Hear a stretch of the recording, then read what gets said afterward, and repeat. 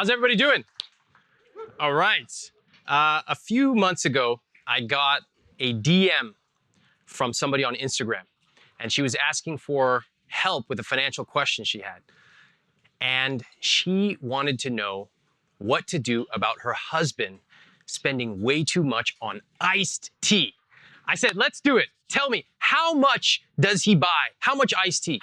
She goes, it's crazy. Every day before he goes to work, he buys iced tea 20 times a month. I said, oh my God, how much does this iced tea cost? She said, it's $3 every time. We could make it at home. And then I said, out of curiosity, what's your household income? Dead silence. And anyone who's ever chatted with anyone online knows what 20 minutes of no response feels like. It's a lifetime. Finally, she writes back. She says, I'm not comfortable sharing that number with you, period. She hit me with the period. I said, look, I don't need the number. Just give me the ballpark. Anyone want to guess how much their household income is? 300, okay. Anybody else? 500. Wow. People at Google, their guesses are a little higher than average. Got it. I see the room that I'm in. Okay, gotcha. She and her husband's household income is $600,000 per year. Few gasps in the room. Maybe a few of us saying, ha ha ha, so stupid. Why is she worrying about $3 iced teas? But I actually think this story tells us so much about money and psychology. I think it first tells me how easy it is to judge other people for spending on ridiculous things or for judging other people. I think it tells us how most of us are asking $3 questions in life when really we should be asking $30,000 questions. And as we'll talk about today, we should actually go even one level higher to be asking even more important questions. And I think it also shows how many of us have never thought about what our rich life is. And if we have a partner, we've never really talked about it with them. This conversation was so revealing, and I've had millions of them through emails. How many people here have read my emails before? Cool. Through social media, through in-person meetings like this. And I've learned so much about why we do the things we do with money. So if I were to ask you, what does a rich life mean to you? What would you say? In fact, who's willing to share what a rich life means to them? Just raise your hand, I'll toss this to you. It's okay, there's no right or wrong answer. Yes, I'm gonna toss this. Comfort. Comfort. Okay, great, who else? Toss it to somebody else whose hand is up. Anybody else? Yes. What does it mean to you? Keep it going. Options. Options, very good. Who else? Toss it around to anyone who's got their hand up. Comfort, options. Who else? Shout it out. Don't worry, I can hear you. Happiness, good. What else? Balance. Balance. No stress. I like it. Okay, very good. Man, these answers they're actually very positive, and I love that. When I ask this question around the country and to my readers, I typically get 3 answers that encompass about 95% of the common responses. The first one is freedom. And I say, that sounds great. What does freedom mean? Comfort, options. I always say, what does that mean? And when I say, what does freedom mean to you? The answer is always the same. I want to do what I want, when I want. And I say, okay, that's fine, man, a little aggressive. What do you want to do? And then they go like this. They've never thought about what they actually want to do. What does their rich life mean?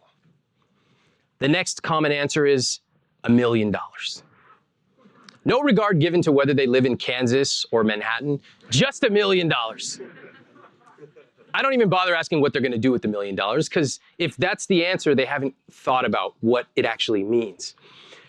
The third answer on what does a rich life mean to you, the most common one is, I want to pay off my debt.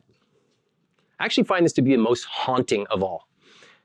It's no surprise that if the entirety of your rich life is the dream of paying off debt, it's no surprise that you're not living it. Because nobody wakes up in the morning and says, yeah, I'm going to get this debt. It's not motivational. It's not inspirational. It's not aspirational. It's just a task. It's like a to-do item on your calendar. And what I want to talk about is going beyond the simplistic answers. When I moved to New York, my rich life was being able to buy an appetizer at a restaurant. That's specific. That's small. Because growing up, I never could order appetizers. We couldn't afford it. Then it was being able to take a taxi to go to a meeting like this and not have to go on the subway because I didn't want to arrive sweaty. I mean, look at this body hair. I'm sweaty if I get on the subway. So I wanted to get in that. It doesn't cost that much money, but that was a rich life to me. Notice again, the specificity. When I ask people what their rich life is, I want to hear answers like that. Now they could be bigger. Mine have certainly gotten bigger, but I want to hear the specific answers of what a rich life means to you. That's what we're going to talk about today. This became more important for me as I was starting out learning about money. And I discovered that the most popular word for financial experts is the word no. No, you can't buy lattes. No, you can't go on vacation. In fact, no, you can't do anything with your money. Just take it, go hide in a cave for 75 years, and maybe you can spend a little bit of it. I just looked around at my friends and I did not want to live that kind of life. I wanted to go out. I wanted to buy a round of drinks without having to feel guilty.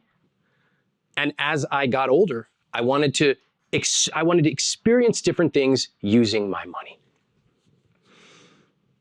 It's funny, we live in this paradoxical culture that on one hand, it's very puritanical. A lot of finger-wagging experts telling us what we can't do with our money. No, no, no. On the other hand, what's the first thing we do when we wake up in the morning? We roll over, we open up our phone, start scrolling Instagram, and find our annoying friend who's posting from Bora Bora on a Wednesday. How does he do it? I don't know. Which one wins? Is it the puritanical side or the consumerist side? Of course it's the side that's going to let us buy whatever's in front of us. We live in a society that's engineered to get us to buy more, usually unthinkingly. And so what do? We follow that. We buy it, whether it's the trip, the clothes, whatever. And by the way, I'm not here to judge anyone for spending on anything you like. And if anything, I'm going to encourage you to spend more. But we feel guilty because after we buy that, we go back and what do we see? Some person telling us what we shouldn't be doing with our money. I think people are smart. I think that people don't need another article telling us not to buy $3 purchases. I think we don't need another article telling us to unscrew our oven light because we can save 13 cents per year. We don't need it. What I've learned, whether it's with politics, money, fitness, food, is people are smart and people crave the truth. They don't just want to know generic pablum, generic guidelines. They want to know the specifics. Tell me, where do you invest your money? What are the fees you pay? How did you afford to go on that vacation? Tell me the percentages of your asset allocation. Get that specific. And I think people crave the truth about money in a way that has not been addressed. That's one of the reasons that I wrote this book. So, as you can see, first of all, this is a room that's very atypical when it comes to a money talk. Typically, what happens with money is in our 20s, we ignore it.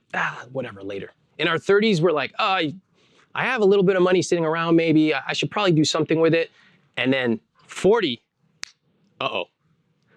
maybe we have kids, maybe we have a mortgage. Certainly, life has started to catch up with us. And we say, I better do something about this. Now, this is an atypical room. We know that from the amounts you guys tossed out for household income. Fine. But also for everybody watching. It doesn't matter if you live in this city or that. It doesn't matter if your income is this or that. Again, most of us have been told over and over how to save.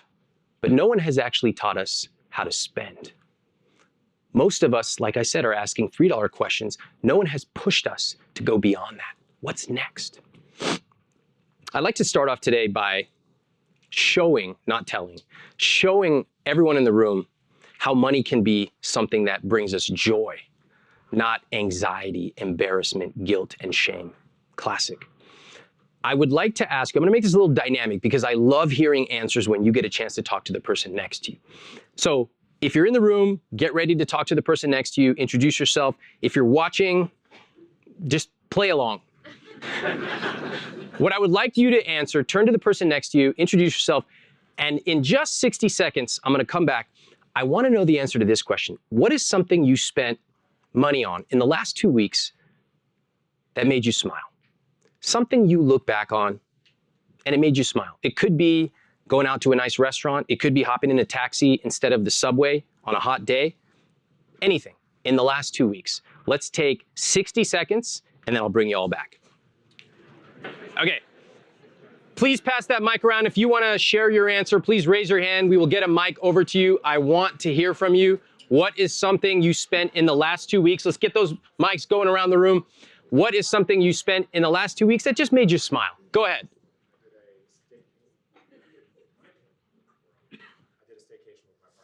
Staycation, beautiful. A staycation. Where'd you stay? In the city? You went to a hotel? In Dumbo. In Dumbo, great. Okay, who's next? Surfing lesson. Surfing lesson, awesome. Who's next? My nephew won't read, so I bought him a bunch of classics illustrated comics to try and get him to read. Awesome. I can't read some of myself. Beautiful. Do we have somebody over here? Okay, let's get one more. We got some up here in the front. If you've got a mic, just shout it out. I bought a phone for my mom's birthday. Love it. Love it. All right, let's get one more. All right. It maybe wins too, but a ring. A ring. All right, congratulations. Beautiful. Okay. Okay. This is a totally different, man, you guys are good. Did you hear the energy in the room when we were talking about what we like? I was planning to come in here and talk about some boring compound interest. You guys are more fun than that. We're not talking about compound interest today. We're gonna talk about a rich life, okay? Look at the joy. Look at the happiness just with this 2-week thing of what do you like? What made you smile? Everybody teaches you how to save. Nobody talks about how to spend. People want the truth. They want to know how to think about bigger, more important things with their money than saving $3. Yes, you should save money. Yes, you should automate your investments, low-cost, long-term investments. Yes, I'm not saying don't do that. But there's so much more to talk about with money than how to scrape $3 here and there. So that's what we are going to talk about, how to use money to create our rich lives. Now, 10 years ago, I wrote this book, I Will Teach You to Be Rich. Came out in March 2009. Did anybody buy this book, first edition? Okay. Anybody buy it in March 2009? I don't believe in market timing, but that was an awesome time for a book to come out. Bottom of the recession. If you bought that book and followed the advice, you are set for life, okay? So my publisher started emailing me and they were like, let's do an update. And I was like, why? I write something to be timeless.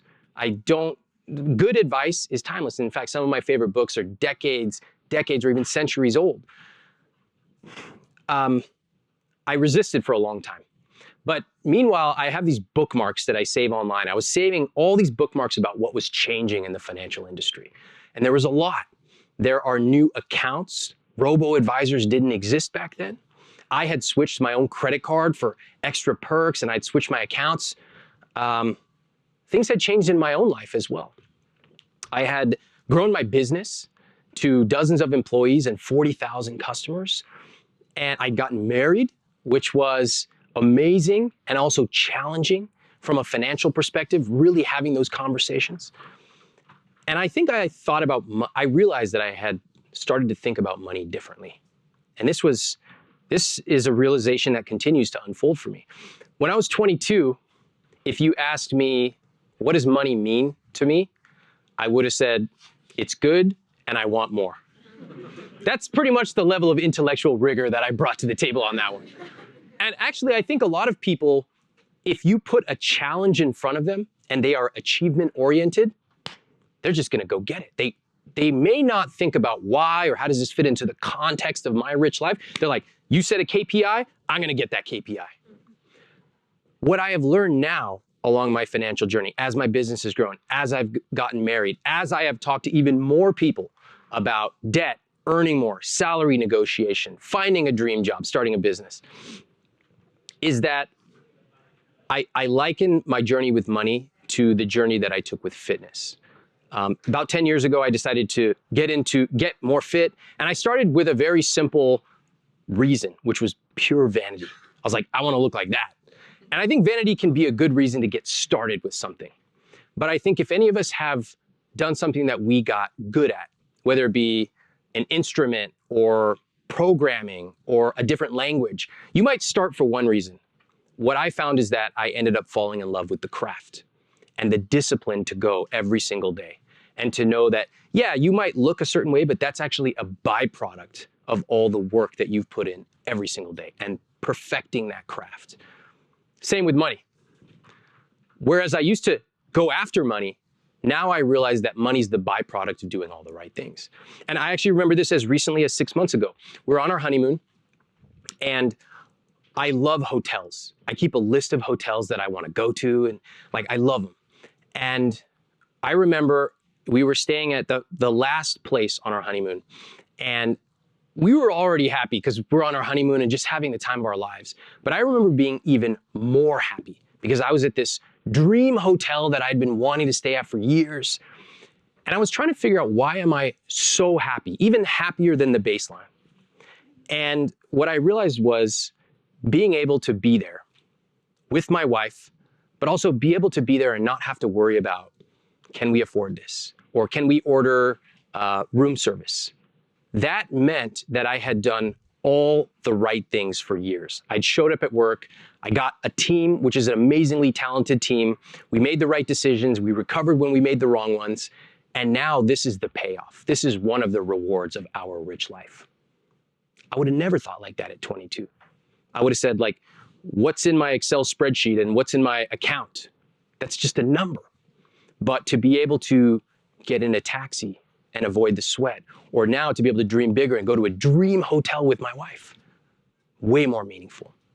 So I learned to go beyond just the dollar amount. And that is one of the key things that I want to encourage everyone here to take away. I'm going to show you how we do that. Remember how I said one of my philosophies is to spend extravagantly on the things you love, as long as you cut costs mercilessly on the things you don't. It's a word that you don't hear too much in the financial industry. Spend extravagantly? What are you talking about? You got to cut back. You know, again, 3 cents here, $3 there. That's a rich life somehow. That's what most say, but I don't believe that. I haven't found that to be true in my life. So I would like now to ask you to turn to the person next to you in just a second. And I'd like to ask you to answer this question. What is something you love spending money on? Not it gave you a smile, but something specific that you love spending money on. Tell them why. And for those of you who are willing to, tell them how much you spend on it. Let's do 60 seconds. I'll bring you back then. All right, let's bring it back. I want to hear from you. The room wants to hear from you. Put your hand up if you're willing to share, please. We've got mics going around. I want to hear, what is something you love spending money on? Let's get those hands up. Don't be shy. There's literally no wrong answer. It is only what you love. So we're going to get a mic over here. Meanwhile, let's get the mics. We've got one over there. Let's keep your hands up. We'll get the mics going around. Okay, over here, what do you love spending money on? Books. Tell me more. Why? Because I feel like I'm getting knowledge every time I buy one. I'm getting something very valuable in return. Amazing. Amazing. Do you have a bookshelf in your house? Yes. That's my dream. One of my dreams is to have a massive bookshelf in my apartment or house. I have something called a book buying rule. Ramit's book buying rule is, if you ever think about buying a book, just buy it. Don't agonize, don't debate. $10. Yes, it's self-serving. Somebody asked me in the back, they're like, were you rich before you wrote the book? I'm like, I make like 50 cents per book. That's not making anybody rich. That's not the point. I love that, and I love that books are your love and joy. They're one of mine as well. I also love taking the things that I love and putting simple rules around it. Why should you even debate for 2 seconds a $10 purchase, which can have an author's lifetime of work in it, and that can measurably change your life? Never think about it. There are things that we should think about when it comes to the biggest purchases of our lives. Yes, we need to build models and understand it. but a $10 purchase that could change your life and clearly has? Love it. Who's next? Let's go over here. Yes, please. Cleaning lady and a nanny. Okay. Tell me why. With the nanny, I love, I mean, it's so expensive, but I love not to have to worry for when the kids have a day off at school, when they're sick. We used to so stress out about it. And now with the guilt of paying that huge sums of money every month comes with this relaxation of, okay, they're sick. We can still, they have a person that they love that's taking care of them. We can still go off to work and do our thing. And same with the cleaning lady. It's just such a luxury to come back to a cleaned house and not have to do it ourselves. Thank you. Thank you for being so candid. Did you hear the words that she used? Relaxation, relief, luxury. Not words you typically hear when you're talking about personal finance. I really love that. I think we probably share the same money dial. We will get to that in 1 second. You and I have a lot in common, although I don't have kids at this point.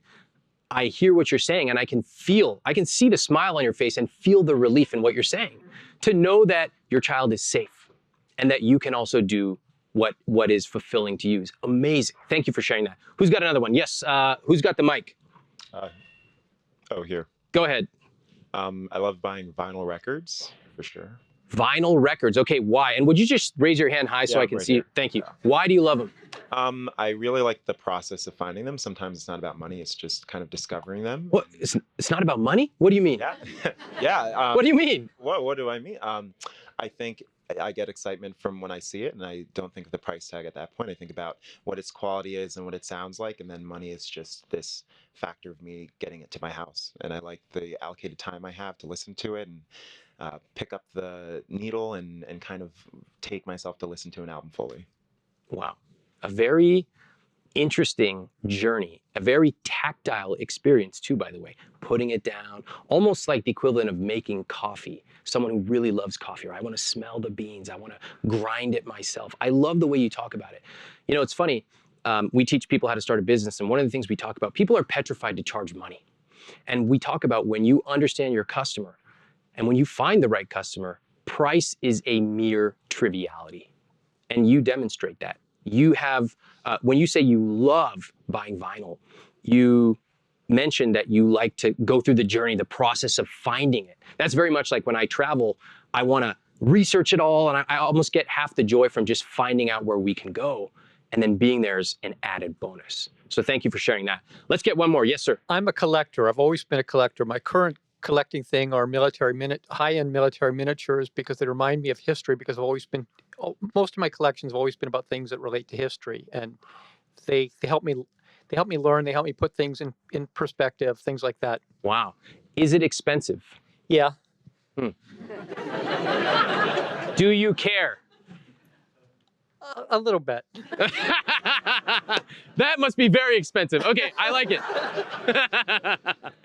You know what's interesting? I don't know if you live in your living situation, but I can almost imagine painting a picture of you going in this area in your living space of having this history where you go, and like you said, it gives you perspective. It's a respite in your apartment or your house that gives you a bigger picture, a bigger vision than what you're doing. Priceless. 20 years from now, you're going to look back and say, oh, I wish I hadn't spent that extra X dollars. No, this is something you probably live and enjoy every day. So thank you for sharing that. I call these money dials. Every one of us has at least one money dial. We all intuitively know what our money dial is. It didn't take long for anyone to turn to the person next to them and share what you love. A money dial is the thing you love spending money on. It gives you joy. You actually want to spend more on it. Price is a mere triviality. And if I asked you what would you do with the next $10,000, beyond people give a lot of BS answers when you ask that question. They're like, I'd pay off all my debt. I'm like, then why haven't you already? They're like, oh. If you had $10,000 more, you would happily put it towards this thing you love. That's a money dial. Why is it called a money dial? Because like a radio dial, you can turn that dial way up. You can spend extravagantly on the things you love. How extravagantly? Well, we're about to find out. I would like you to turn to the person next to you, and this time, here's the question. What if you could quadruple your spending on that thing you love? What would your life look like? And what would your life feel like? 60 seconds, put your hand up, we'll get the mics to you, and I want to hear from you. Yes, if you could quadruple your spending on the thing you love. So I said travel. Okay. It's like the one thing I will just spend whatever on. But if I could quadruple spending, I'd probably not fly Norwegian economy and not stay at hostels or Airbnbs. I'd probably kind of amp up the luxury aspect. Tell us what amping it up would be for you. Yeah, so if I could like buy a first class ticket, I would like to have that option. Mm-hmm. I'd probably go places further away that I've never been to, or flights that I've kind of ruled out because they're too expensive. I would take them anyway. And do you have a sense? Do you have a secret list? What's the place you would go to? Well, before they're underwater, I'd love to go to the Maldives. So that is probably number one on my bucket list. Thank you for sharing. Thank you. Yes, yes. Mine's not very deep, but I would be the most fit person you've ever met because I love fitness and I love fitness classes. And I do close my eyes to my monthly bill on that because I spend what I want. Okay. But if I was very rich, it would be great. Okay. I heard a lot there. You mind if I ask you a couple questions? I'm a little nervous. Don't be nervous. Don't be nervous because I share the same, that's one of my money dials as well, fitness. And so thank you for sharing that. How come you started off by saying mine's not that deep? When people are talking about their family and buying rings for significant others, I'm like, I know, she set the bar a little high. She's like talking about my kids are safe and you're over here saying like, I want to go work, work out at Rumble. I get it. Yeah. Okay, but what's behind it? Why do you love fitness? Well, and hold that up. I love fitness for a number of reasons, but from what you said, I do like the discipline of it and having that routine, and it helps to clear my head and keep me balanced. But then also through it, I've met a whole community of people, and that has become a really big part of it because when you go often and you're seeing the same people at 7 a.m. in the morning, you kind of have a connection with that too. Does anybody in this room feel that a community and discipline is actually a very deep set of concepts? Thank you for sharing that. We often talk ourselves out of the things we love. We often minimize them as if they're just vain. But your rich life is yours. It's not mine. It's not your family's or parents'. It's yours. And what I want to encourage everybody here is to really dial in on that and to be unapologetic about it. The most common money dials, by the way, are food, travel, health and fitness, and then there's a bunch more. Mine is convenience. I love every single thing to be like a ballet. I want to wake up in the morning, everything's just moving. My calendar's like perfectly organized. When I travel, my assistant activates our travel protocol. And I'm not kidding. I know it sounds like a serial killer, but it works. It's so good. It's so good. Most of the people here are like, this guy's insane. But that's what I love, and I don't apologize for it. On the other hand, there are things I just don't care about. And we'll talk about cutting costs mercilessly in a second. But I want to hear more. I want to hear what else would it look like if you quadrupled your spending on the things you love. We got a hand up here. Yes. Oh, so I'm really into personal growth books. So I think that if I had a lot of money, I'd sign up for direct mentoring with maybe with the author or something like that. Wow. But those are really expensive usually. How expensive? It could go up to like 10K, I think. Cool. For a session. Love that. Self-development. I love that. That's my whole business. I love that you invest in yourself. But I also live it. I don't just sell it to other people. I also attend a bunch of classes, conferences that I don't need to, but I love it, right? So I truly believe in that, and I appreciate you saying that. What I really loved about your answer is what most people do when they answer the quadruple question is they think very linearly. They say, I had somebody in DC who said, I love to eat out. I said, okay, you quadruple your spending. He's like, I'd eat out 4 times a week. Like, that's it, man, come on. on. So I had to do a little work with him, right? Meanwhile, the whole crowd's like, this guy's like, this answer's so obvious. What he came to the resolution on is I had to push him to think big. Most of us don't. We've spent all our lives being told what we can't spend money on, that when we actually think about what we love, we don't actually know how to spend more on it. So what it turned out for him, he loves nice restaurants. Why? Because he never could eat there when he was a kid. He loves the experience. He loves the ambiance. He loves the artisanship or craftsmanship of the food being presented. So what would he do? He made a list of every Michelin-starred restaurant in DC. And I said, love it. Who are you going to take with you? And he didn't miss a beat. He said, I'm taking my family with me. That is not thinking linearly. That's really thinking in a multi-dimensional way about what your rich life is. One of my favorite examples of this was a young woman in Pasadena. And she had the whole crowd on her side. They loved her because I asked her, what do you love spending money on? And she said, I love online shopping. I love it. And the whole crowd was like, oh my God, this is insane. And I said, what do you like to buy? She's like, I shop at Topshop. I love it. I said, great. Quadruple your spending. What would you have? She goes, I would have boxes everywhere. Like, I love her. And then I said, is it possible that if you 2x'd, 4x'd, 10x'd your spending, you might not shop at Topshop? The whole room completely silent. She had never considered that she might not shop at Topshop. We laugh, but how many people in this room have done the exact same thing? We think linearly. And I said, if you turn that money dial up, maybe you shop at a different brand. If you turn it up even more, maybe you get something custom made for you. What if you turn it up even more? Maybe you fly to Italy and visit the factory of your favorite brand. Now, for 99% of people in this room, it sounds ridiculous, okay? But if she truly loves spending that much, and she loves that topic, clothes, unapologetically, that might be what she wants to do. I loved how excited she got. This is my favorite question in all of money, okay? Because people want to talk about what they love, they never get asked, and they've never been challenged to rethink the way they think about it. Now, I said spend extravagantly on the things you love as long as you cut costs mercilessly on the things you don't. In my own life, there are several things I just don't care about. Don't have a TV. I use a MacBook Air that's 7 years old. I know, I should probably work off a dual monitor setup, but I just don't care. And I've lived in the same apartment for 10 years, and I've rented, and I know the society tells you that renting is throwing money away. That's not true. These are things that I just don't care about. But on the other hand, convenience, I'll spend essentially anything. Hotels, I will spend essentially anything.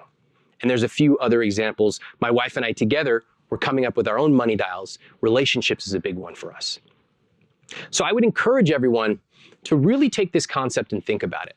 And don't stay at the surface level. If it's fitness like yours, great. Really think about what that looks like. Another woman in DC, she was into fitness too. And I said, what would your life look like if you quadruple it? She's like, I would be shredded. I was like, love it. Think big. Don't talk yourself out of it. So that is what I've learned about money dials. I was raised, where our money dials come from and the way we think about money has a lot to do with the way we were raised. The way that I looked at the world, imagine I'm putting on a pair of glasses. My money lens, the way I look at the world, was frugality.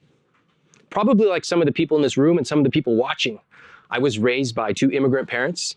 My dad worked, my mom stayed at home with 4 kids. And I remember that when we would take a vacation for us was driving from Northern California to Southern California and staying with family.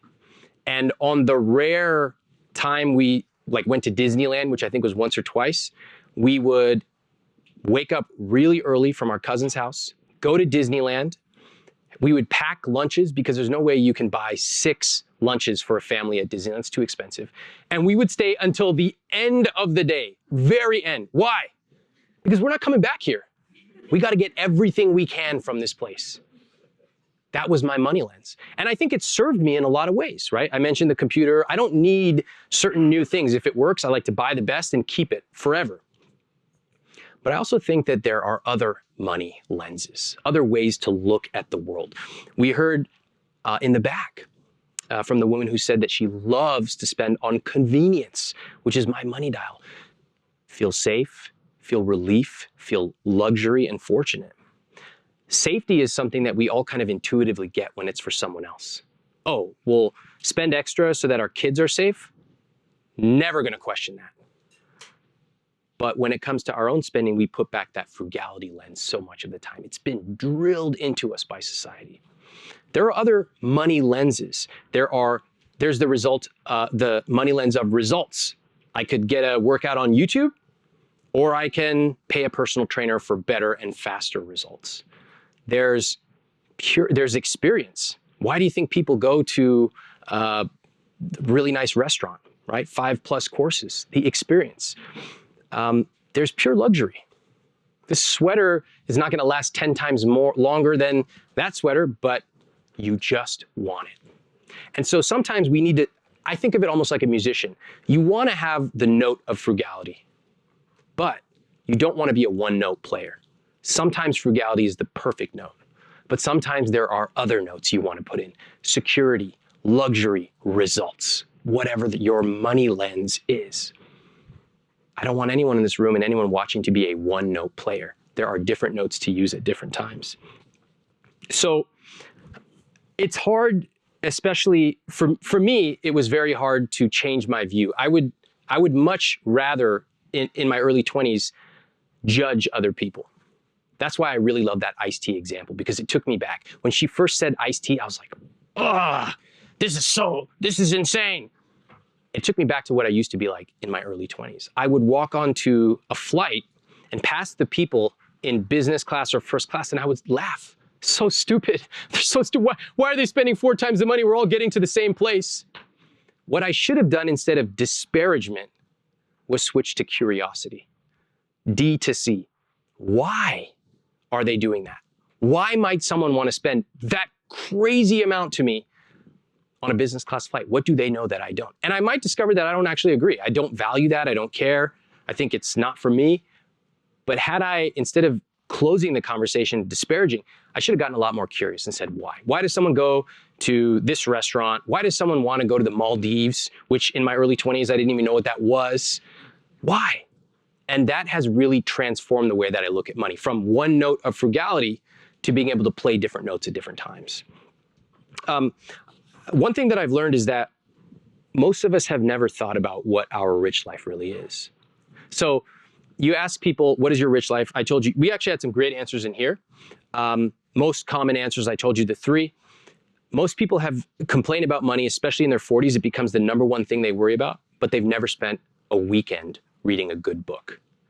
Most people talk about certain things about money. Oh, I wish I could have this, but they've never actually sat down and said, what is my rich life? Down to the level of, I want to be able to buy appetizers without looking at the price.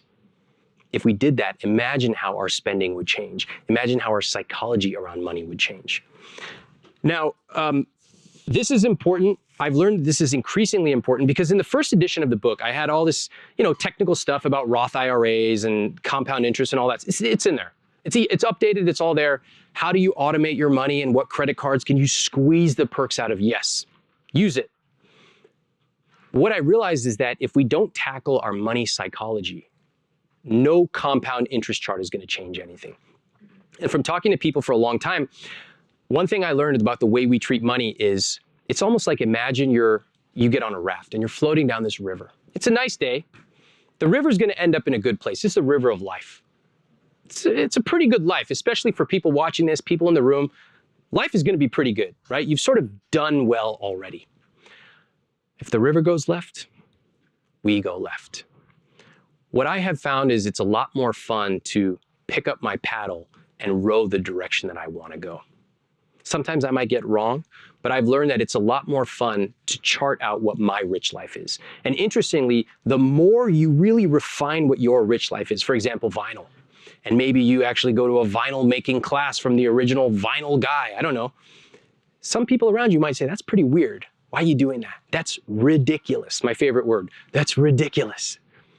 But the more I dialed in on my money dials in my rich life, the more I realized I really love unapologetically charting my path and going towards it. Okay? Spending extravagantly on the things I love and cutting costs on the things that I don't.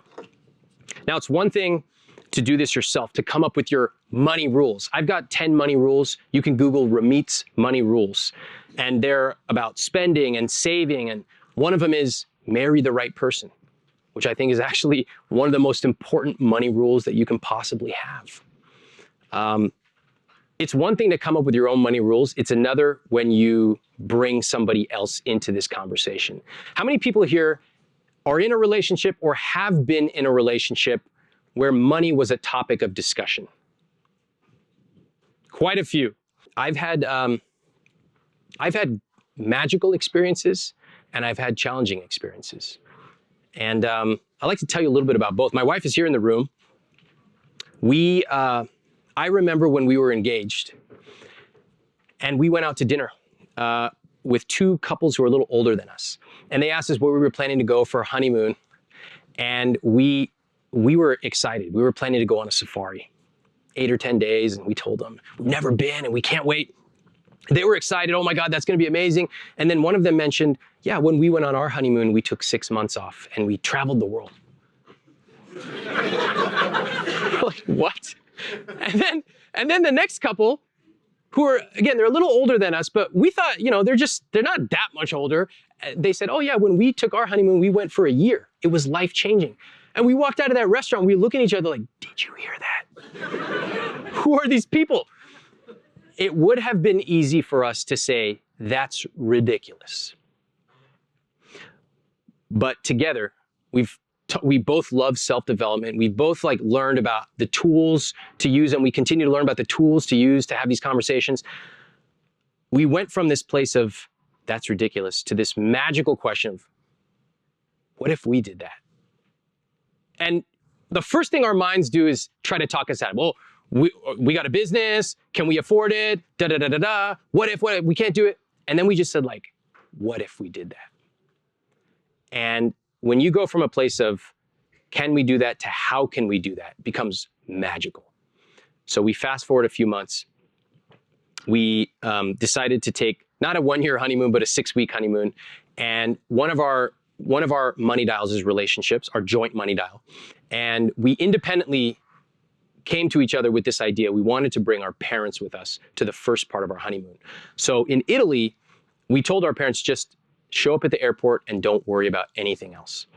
And we remember taking them to a farmer's market in Rome with a chef, and we picked vegetables, and we took it to a kitchen and we cooked a 5-course meal. And it turns out that none of us the parents had never done a cooking class, never. And we remember sitting there chopping vegetables in Rome and eating this amazing meal. I remember taking my mother-in-law to the Vatican, which was very meaningful to her, and she'd never been. She never thought she would go. And when they left and we continued on our honeymoon, we just looked at each other and we didn't have to say a word. We knew we were creating memories right then that we would never forget. So that was our rich life. We also had challenging conversations when we sat down to talk about, how does money work together for us? How are we going to spend? To me, this is so obvious. I have the most beautiful financial systems in the world. It's so flawless, all convenience oriented, it's perfect. I wanted to jump right to the spreadsheet. Look at this model. I'm going to build this model. The flow is going to be so crazy. Cell C3, it's so logical. That did not work. We look at $10,000 or $1,000 or more, and we see different things. I see growth, compound interest, investment. I see opportunities. I see a really nice hotel that's on my list. My wife sees that money and it makes her feel safe. I had never thought of the word safe when it came to money, never. Has anyone here thought of the word safe when you think about money? Yeah, look at that, a lot of people. It had never occurred to me. And so we were speaking completely different languages. And I wanted to jump right to the spreadsheet. But we actually had to go way back for both of us to talk about what did money mean? What were some of the phrases we heard from our parents growing up? And I would be willing to bet a lot of us heard phrases like, we don't talk about money in this family. Money doesn't grow on trees. We can't afford that. Why would you buy that when we can do it at home? These are very common. Until we unwound those phrases that we've carried with us for so long, there was no way that this spreadsheet would ever mean anything to us. And that has taken us a long time, actually continues to happen. Maybe you guys can have me back in 5 years and I'll tell you what else I learned. But that is where money goes from a pure number in a spreadsheet to actually what's the meaning of it. And that meaning comes from how we grew up, how we spent it, who we surrounded ourselves with. Suddenly, that iced tea example made a lot more sense to me. Suddenly, the woman who wrote me, extremely frustrated enough to DM me for the first time she ever reached out to me and ask about $3 iced tea. Suddenly, it made a lot more sense. Every single day she wakes up and she sees her financial values being violated. But they've never talked about it. And based on her name, I would be willing to bet, I don't know for sure, but I'd be willing to bet that she grew up like I did, probably with immigrant parents. And I'd be willing to bet that the husband, who I don't know, probably, he looks at this $3 thing, he says, we earn a ton of money. This isn't even a rounding error. Why are we even talking about this? But they're down here discussing $3 questions. We've talked about $30,000 questions. And we've even talked about the highest level, values. What is your money dial? How do you view the world through your money lens? And what is your partner's if you have one? These are the kind of questions that I want to leave you with. I want you to think about what your rich life is. I want you to think about what your money dial is, that thing you love spending money on. I want you to think what life would be like if you spent extravagantly on the things you love. And of course, you cut costs mercilessly on the things you don't. And I'll leave you with just 3 things. First, your rich life matters. It really matters. Take it seriously. Don't talk yourself out of it. Don't minimize what you love. Intuitively, we all know what we love inside. Don't talk yourself out of it. If anything, make it bigger. Lean into it. You will start there, and that's way more aspirational than how do I cut $5 here and $10 there. The more you develop your rich life and articulate it, and perhaps even boil it down to 5 or 10 of your own money rules, the more that the people around you might find it surprising, even ridiculous. That's okay. Your rich life is yours. It's nobody else's. The second thing is, when you're building your rich life, start from a place of possibility. It would have been so easy for us to walk out of that dinner with those 2 couples and say, that's ridiculous. Who does that? But we were fortunate enough to have really worked at having these conversations and to say, what if we did that? What if? Imagine you have a magic wand and your rich life is totally yours and maybe your partner's. What does it look like? How often do you travel? What do you wear? What's childcare like? Are you bringing anybody with you? These are the kind of questions that are $30,000, $300,000, $3 million questions, and even higher level. And finally, the last thing I want to leave you with is my personal dream. My dream is that if you're in this room or you're watching, that you, on page 1 of my book, I put my email address. I want you to read it and email me and tell me what your rich life is. That's my dream, because it's my mission to go and stop people from talking about only cutting back and actually to talk more about what their rich life is. Use the tools, invest, grow, negotiate your salary. All that stuff is in there. But what I want to really hear from you on is, what is your rich life? Thank you very much. I appreciate it.